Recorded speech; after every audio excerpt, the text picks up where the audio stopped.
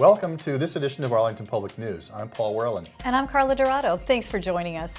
In this edition of APN, the town vows to try to halt a 40B housing project it believes threatens the wetlands. The resident walks the streets for those in need this holiday season. Christmas Eve will find me. And ice sculptures and caroling kick off the holiday season at Whittemore Park. All that and more up next. Please stay with us.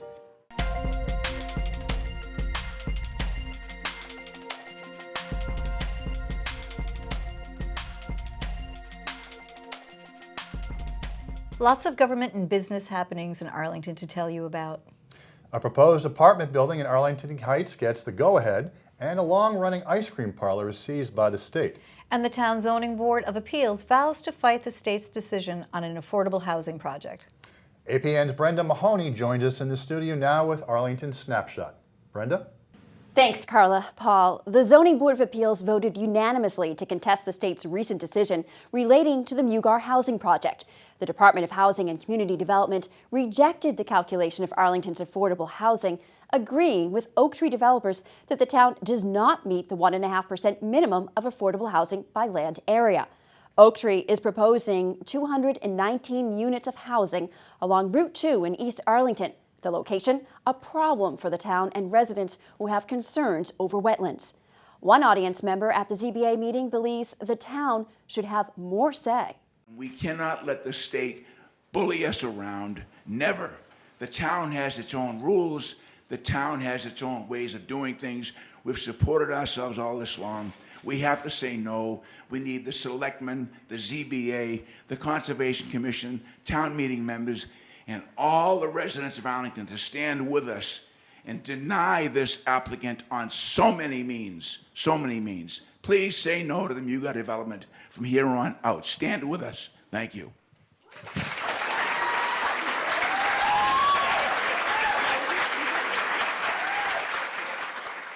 The Housing Appeals Committee is expected to take several months to review the town's assertion that it has enough affordable housing to stop the Oak Tree project.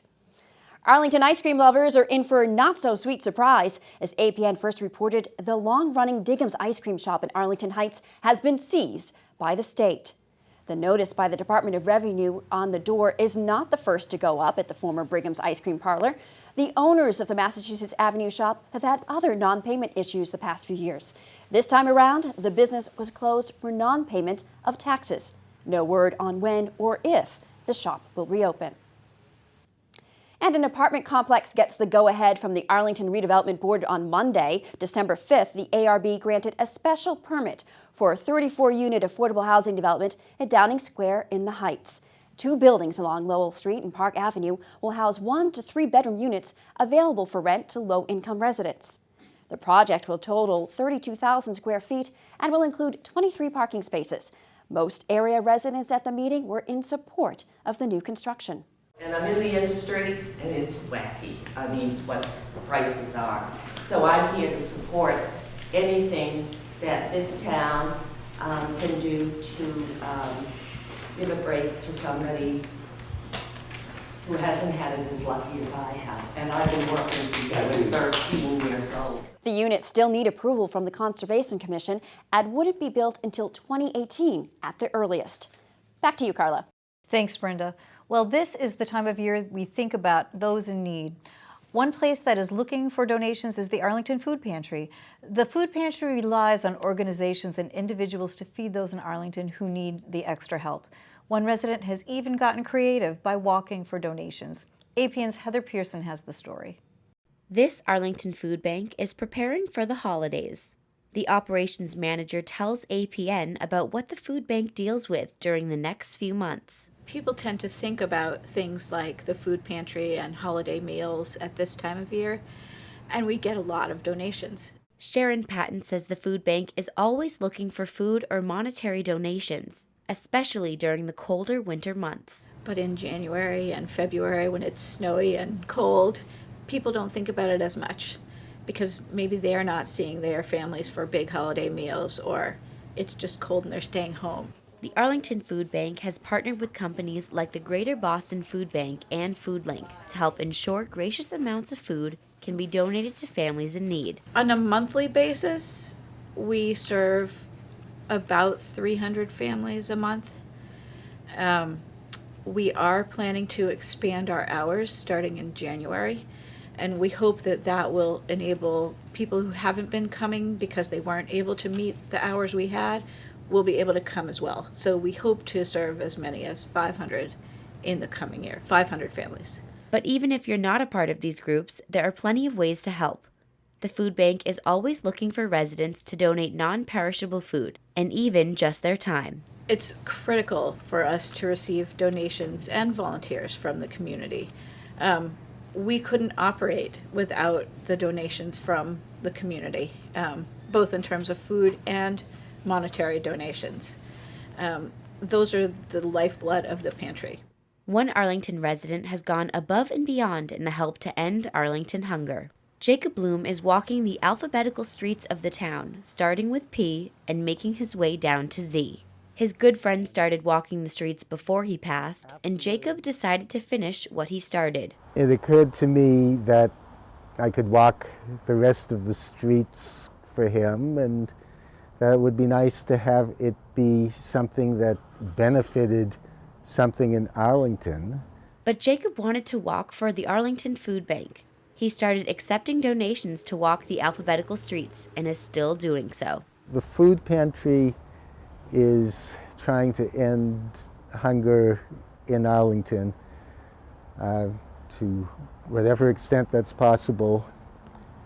And I think anyone knows how good a cause that is, how much the food is needed when you're hungry. It's really something that can be of benefit. And the Arlington Food Bank has nothing but love and support for Jacob. He's raising money for the food pantry. It's really a fantastic contribution to the town. It's really been a fantastic partnership. Really, he's an amazing man. But not every Arlington resident has to walk the streets for donations. Jacob is accepting donations while he finishes the streets, and the food bank continues daily to accept food, money, and time. Reporting for Arlington Public News, I'm Heather Pearson.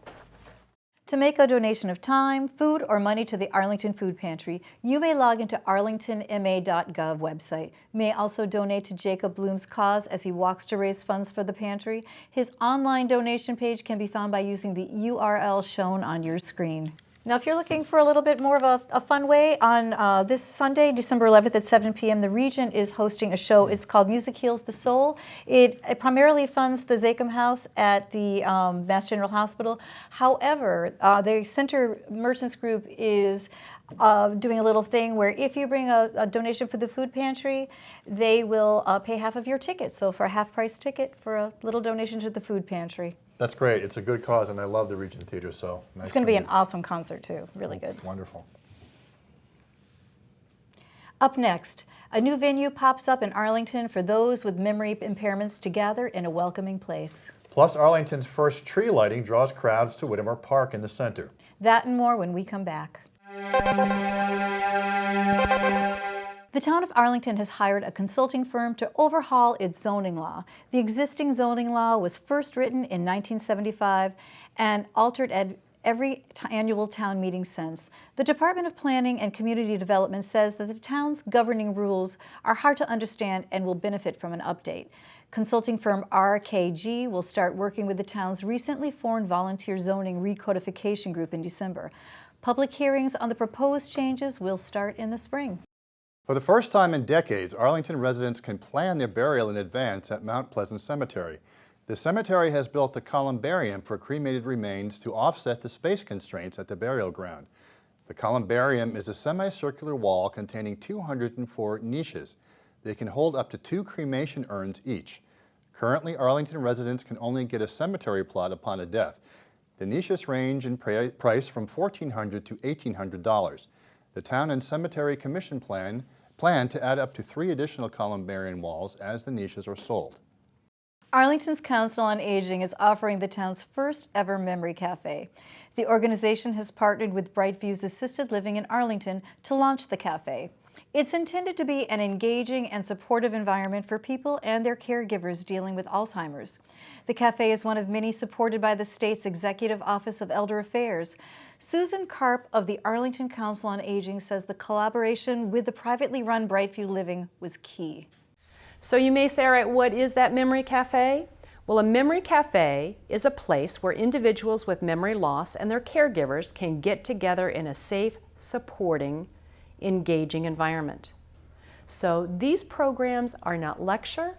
We focus on entertainment, so the arts. We're looking for, you could be working with clay, you could be painting, you could be maybe writing poetry, you could be listening to some entertainment. And it's strictly a social.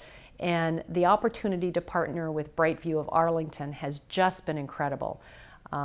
You may not know, but the Council on Aging itself has really very little financial resources to be able to do these programs, let alone to do them for free. So we're very grateful. It is a great site. The Memory Cafe programs are free of charge and are being held on the first of every month from 10 a.m. to noon at Brightview Arlington. For more information, visit the Arlington's Council on Aging website at arlingtonma.gov. The town of Arlington and the Chamber of Commerce joined hands this holiday season, presenting the town's first lights display. The festive night out at Whittemore Park drew families and friends from all around the town, each person looking to see something bright on the cold December night. For the first time this year, Arlington starts the holiday season with a tree lighting event in Whittemore Park. This family event, co-hosted by the Town of Arlington and the Chamber of Commerce, includes live music, ice sculpting, and late evening tours of the Dallin Museum. So it's a little different because in past years we've put lights on all the trees up and down Mass Ave in the center. This year we've focused here and at Broadway Plaza on the trees. So, if people like it, and it seems to be what folks like for their holiday lights, I think we'll try to do it again. I'm here to say a few words as town manager, but my family's here to enjoy the event as well, so I'm wearing both hats.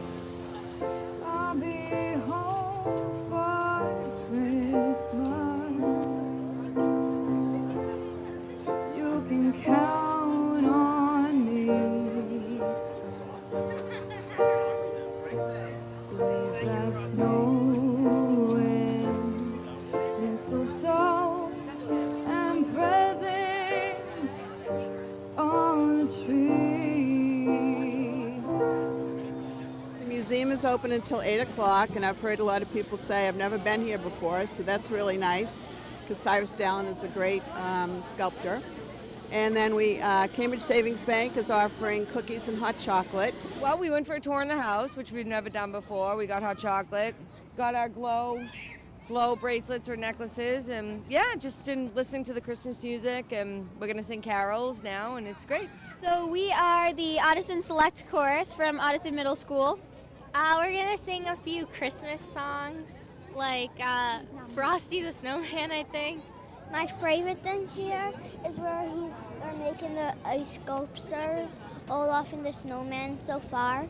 I liked the necklaces, the glow necklaces, and I like to wait for the lights to go on every year. We'll have the community, we'll have the event. I checked out the ice sculptures, and I think they look good. I'm surprised they're not melted yet. I've just been walking around. My next attempt is to get to museum, see if it's going to be open or not. Happy holidays! Happy holidays! I'm Shaz Sajadi, Arlington Public News. In our education report, physics students at Arlington High School get a lesson in Newton's laws. Students in advanced placement physics constructed their very own Booma levers to see how much weight they can hold. And as the student reporter Gayatri Sundarajan explains, it was an exercise in real-world applications. Hello and welcome. My name is Gayatri Sundarajan, and today we're here in Arlington High School in the physics classroom, and we're here to test Booma levers. Mr. Musso, can you tell us what Booma levers are? Booma levers are a cantilever beam, and they are sticking out like a boom, hence a Booma lever. So it's like a construction crane, essentially. And what are the students going to be doing? The students are attempting to hold a load at the far end of their cantilever up to a 15 kilogram mass of sand. That's approximately 30 pounds of sand. and they are allowed to use only the spindliest of pine construction materials. So the emphasis is on design, not brute strength.